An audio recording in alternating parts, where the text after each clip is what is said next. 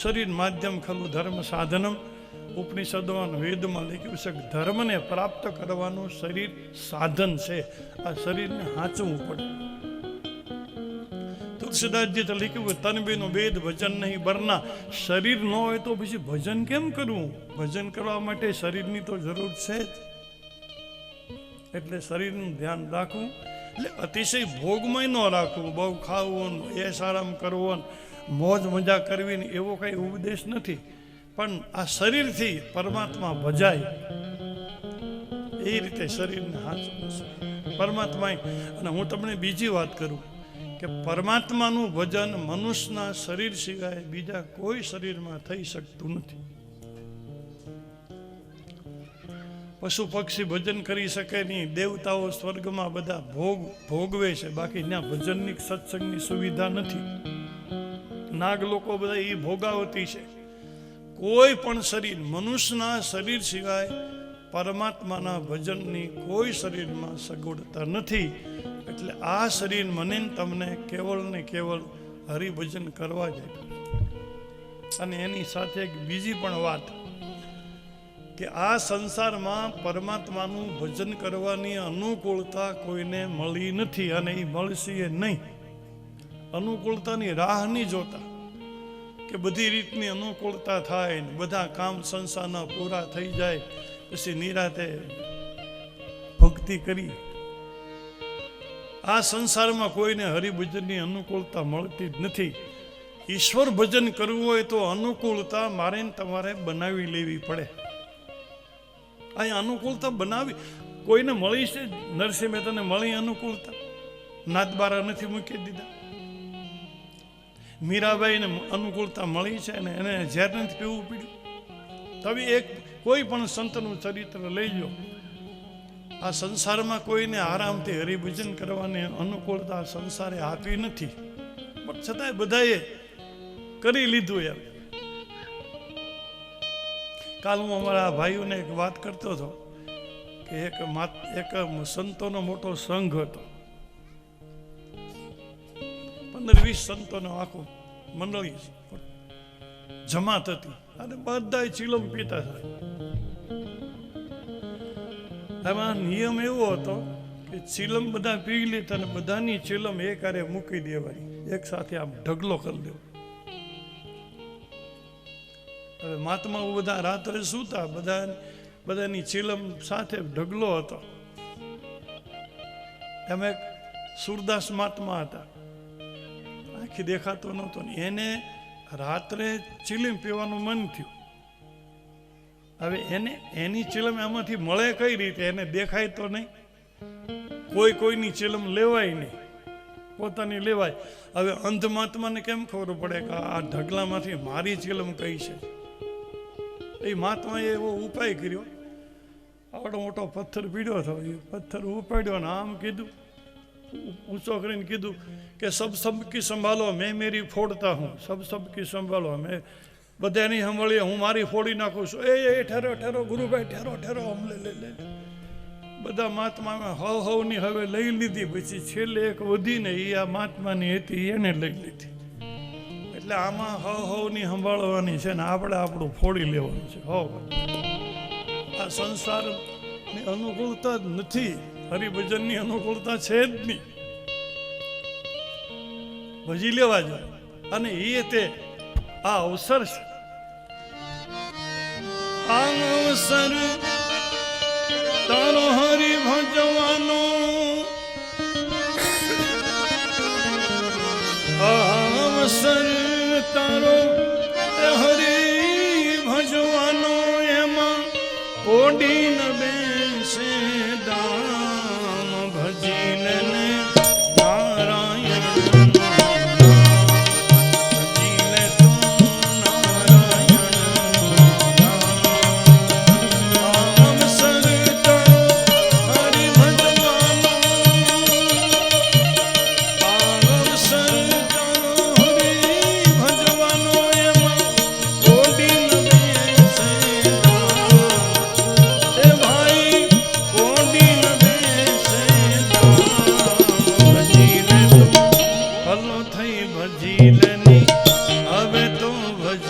તો નારાયણનું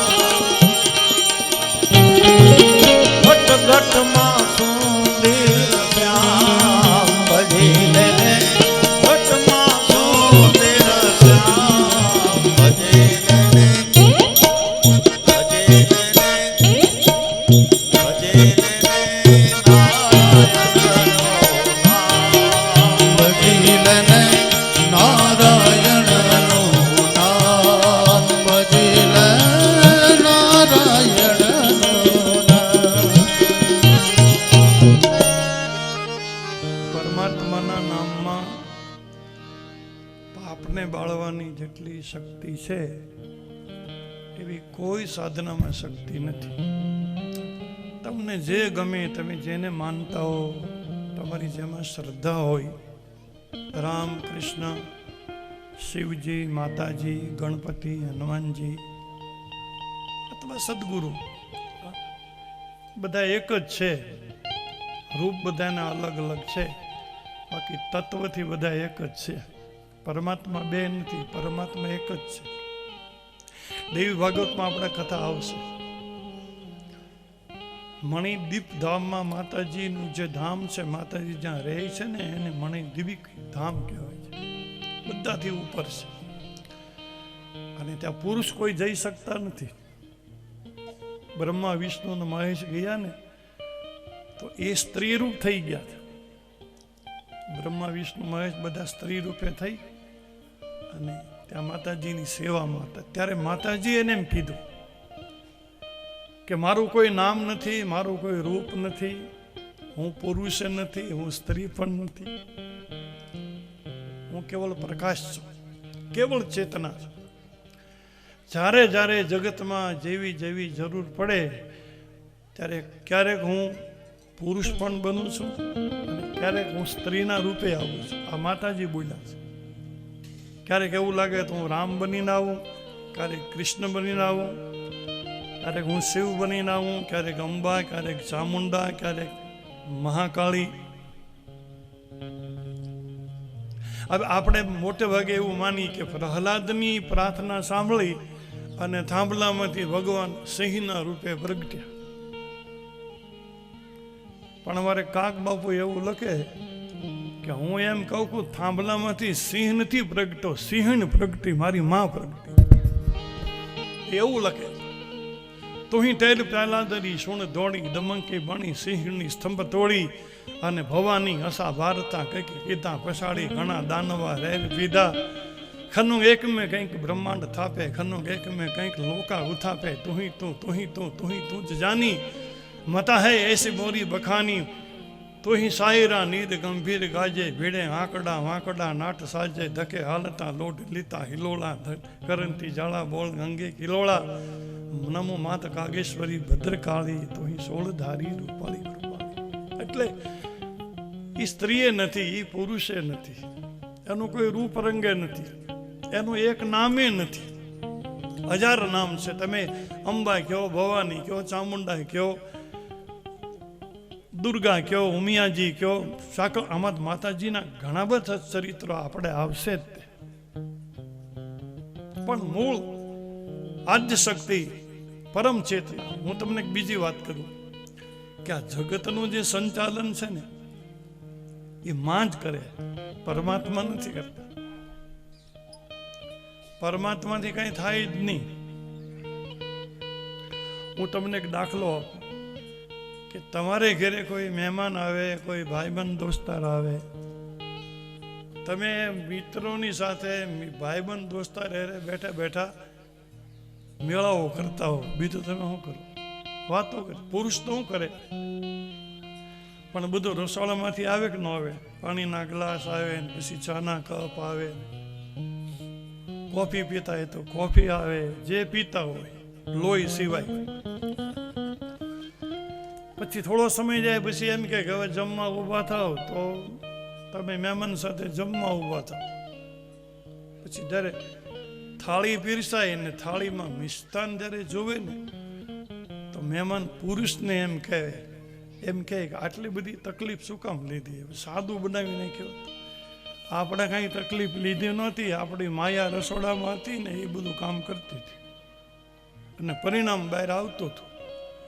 એમાં જગતનું તમામ સંચાલન આપણી માં ભગવતી કરે છે, પરિણામ બધું બહાર આવે છે. પણ માયાનો પતિ પરમાત્મા છે ને, એટલે અહીંયા ભગવાનનું નામ લેવાય. ભગવાન કરે કરી ભગવાનની, બાકી ભગવાન કાંઈ કરતો નથી.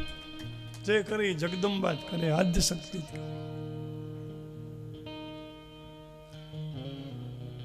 અને માયા સિવાય પરમાત્મા કોઈ રૂપે ન લઈએ ગયો.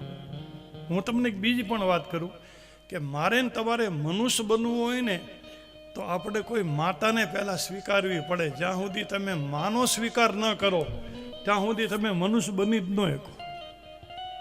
પરમાત્મા એ ન બનીએ કે પરમાત્મા એની મેળે અહીંયા જગતમાં આવ્યો ને ત્યારે એ પશુ બનીને આવ્યો. થાંભલામાંથી નીકળ્યો તો સિંહ થઈને નીકળ્યો, કાચબો થઈને આવ્યો, કમળ થઈને આવ્યો, માછલી બનીને આવ્યો, વરાહ બની ભૂંડ બનીને આવ્યો, મા વગરનો આવ્યો. પરમાત્માને જ્યારે મનુષ્ય બનવું હતું, રામ ને કૃષ્ણ બનવું હતું ને, તો એને કૌશલ્યા ને જશોદાનો પહેલા સ્વીકાર કરવો પડ્યો. એ સિવાય તો પરમાત્મા મનુષ્ય ન બને કે. મળીની હર ને માં એથી પરમે હર પશુ થયો, પછી જાયો જશોદા, કૃષ્ણ કહેવાનો કાગડા, એ તો મળીની હર ને માં એથી પરમે હર પશુ. જ્યાં સુધી પરમાત્માને માં. અને હું તમને બીજી પણ વાત કરું, તમે સાંભળીએ છે, અમારે નાનદન સુરુ લખે છે રામ રસામાં કે શંકર ભગવાનના લગ્ન થતા હતા અને વિષ્ણુ ભગવાન અણવર હતા. વરઘોડો ચડી ગયેલો, ભૂત અને પ્રેત ને શંકરની જાનમાં બધું એવું જ હોય. ગાસ્તે વાસ્તે બધા આય, દેવતા ને ગંધર્વો બધા પહોંચી ગયા મંડપે અને માંડવામાં શંકર ભગવાન વરરાજા થઈને બેઠા, બાજુમાં વિષ્ણુ ભગવાન બેઠા, અણવર તો બાજુમાં જ બેસે. બ્રાહ્મણો બધા વેદ મંત્રો બોલે, લગ્નની વિધિ કરાવે. એમાં લગ્નની વિધિ આગળ ચાલતા ચાલતા બ્રાહ્મણોએ કીધું કે હવે કન્યા પધરાવો સાવધાન, એટલે ભવાનીને લાવો આવે મંડપમાં. એટલે ભવાનીને મંડપમાં લાવ્યા ને ત્યારે ભૂતડા બધા મળ્યા નાચવા કે માં મળી ગઈ, માં મળી ગઈ, માં મળી ગઈ. કારણ કે અત્યાર સુધી એકલો બાપ જ અમારી પાસે હતો, શંકર જ હતો, માં હતી જ નહીં. આ તો પાર્વતી આવી, હવે અમે માં વાળા થયા, માં મળી ગયા એમ કરીને બધા નાચવા મળ્યા ને શંકર ભગવાન રોવા મળ્યા. ચોધાના આંસુ એ રડે. હવે માંડવામાં વરરાજો રોવે તો કેવો ખરાબ લાગે.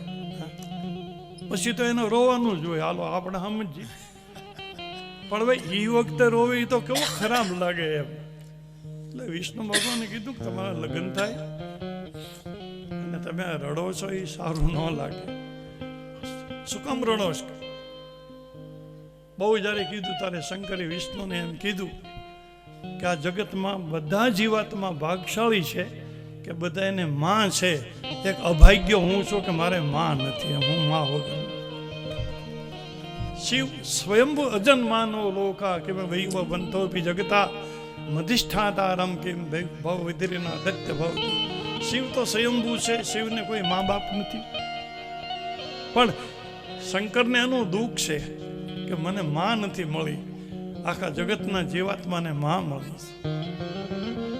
અને ગમે એવો મહાન પુરુષ હોય, પછી એ શૂરવીર હોય, બુદ્ધિશાળી હોય, તેજસ્વી હોય,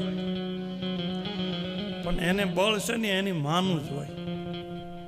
આપણે ગામડાના માણસો છીએ, હું તમને તમે સમજી શકો કહું કે તમે બધા માલધારી છો, તમારી ઘરે ગાયું ભેંસું જે કાંઈ હશે,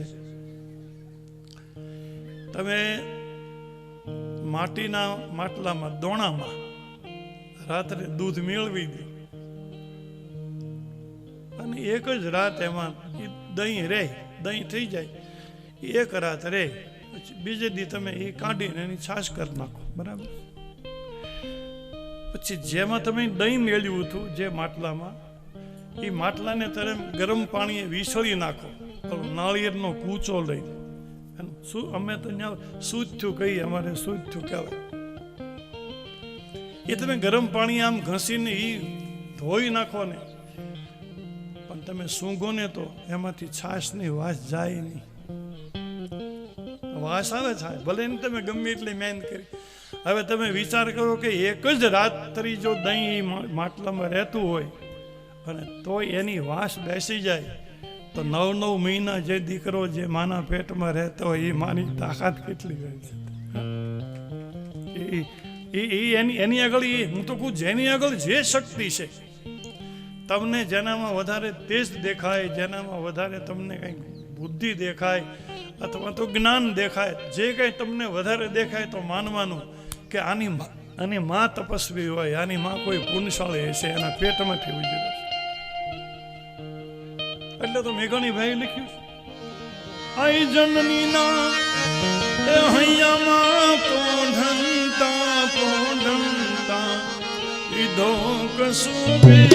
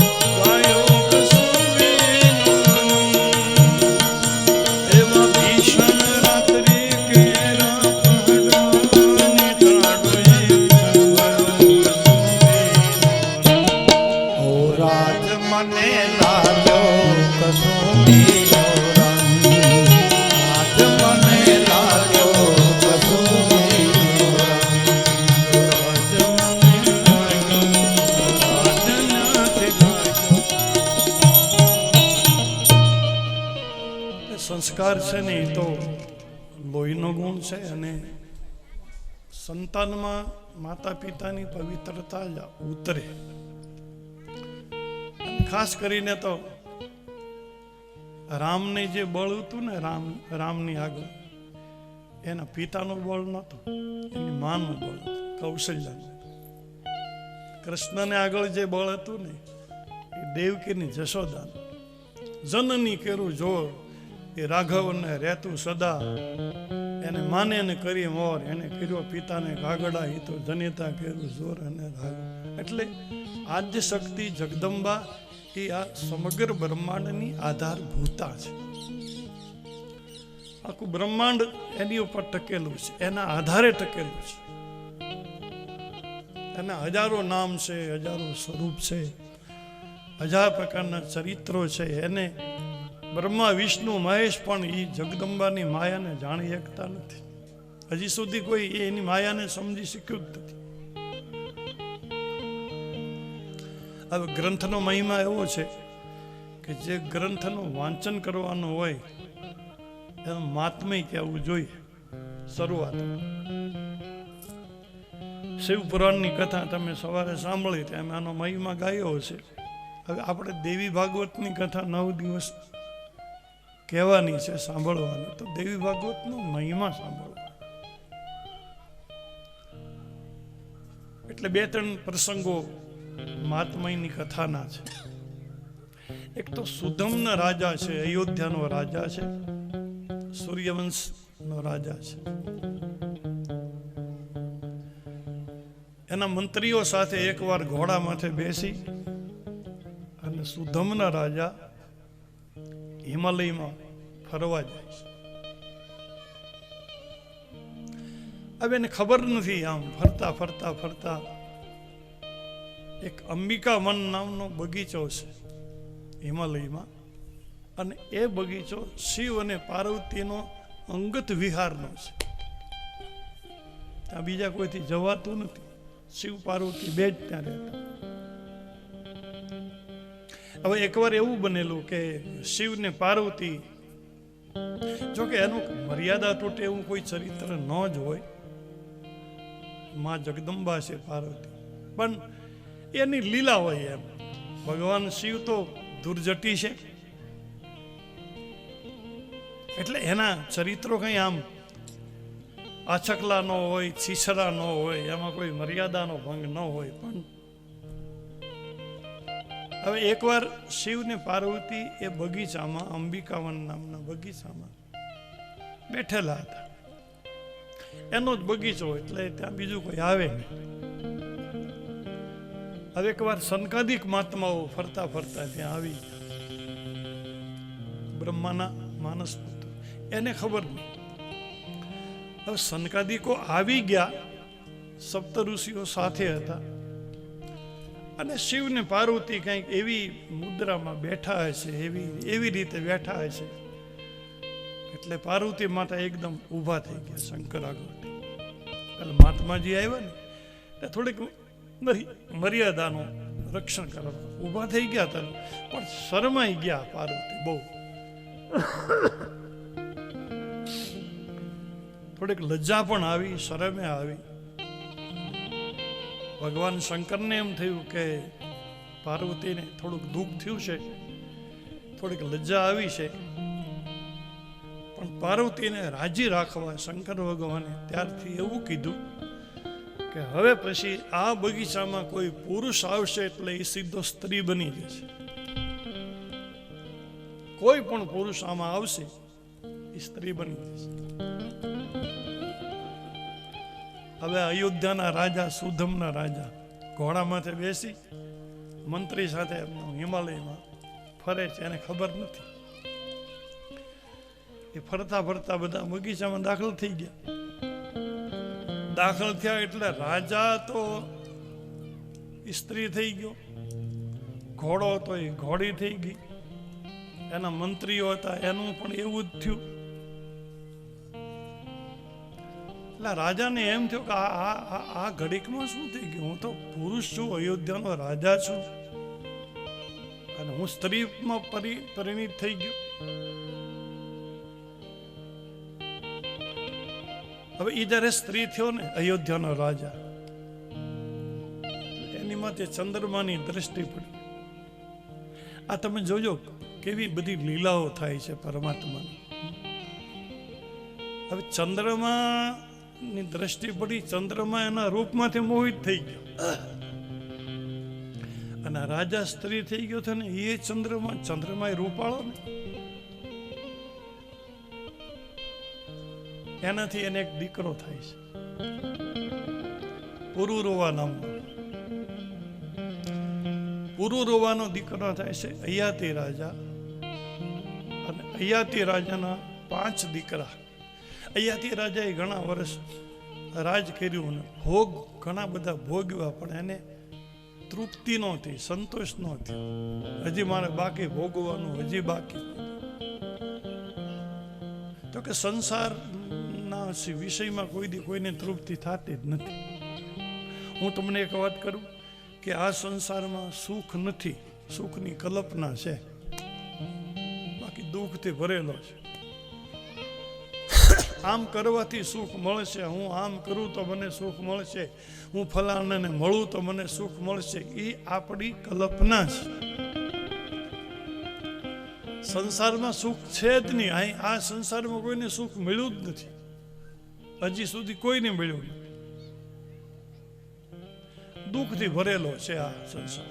અને ઉપનિષદમાં, વેદોમાં આ સંસારનું નામ દુઃખાલયમ છે. આ દુઃખનો આખો ભંડાર છે.